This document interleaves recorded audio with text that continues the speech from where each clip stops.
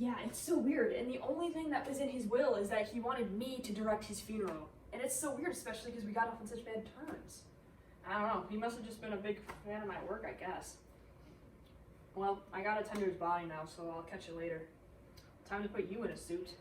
A suit? But I hate suits. They're too hot and they're too formal and I don't like them and you of all people should know that. Ah! What? You're alive? I mean, dead.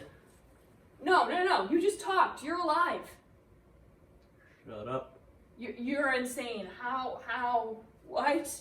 I'm at your funeral. I'm preparing you for your funeral. What? How are you still alive? I see you itching your face. I stop. I see you doing things. I know you're alive. Stop.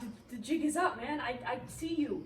You can't be itching your face. You're dead. You're a corpse. All right, you got me. These are for you, madam. You got to admit the flowers are a nice gesture. I bought these for you to hold at your funeral.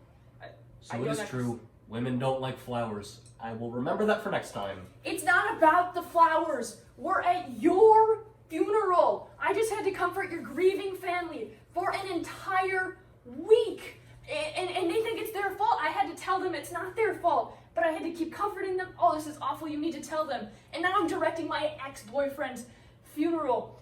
And he's not even dead. What? I can't. You see, you blocked me. So this is the only reasonable idea I can think of. This is not a reasonable idea. And yet it worked. You faked your death. Yeah, but I'm here. Just go tell your family, please. Just go tell them that you're alive. Come on. Charlotte. Charlie. Charleroo. You have never called me Charleroo ever. Because that is the dumbest nickname in the entirety of the world. Rules. Just go. Go tell them, please. Alright, you leave me no choice. Will you marry me? No. What if I played you my song? Why would you play me a song? Where did you get a guitar? Don't worry about it. Don't play me a song. I love you, Charlotte. You're as sweet as chocolate. Do you remember that time that we got hot dogs and then they ended up making them chili dogs and then we were like, ooh, even better, chili dogs. I love chili dogs. And so then we both got food poisoning from the chili dogs. And so then I had to go, you had to go to the emergency room. I was well enough that I walked down to the park and I talked to the 87-year-old karate master. Because this was a situation where he would have some very good wisdom.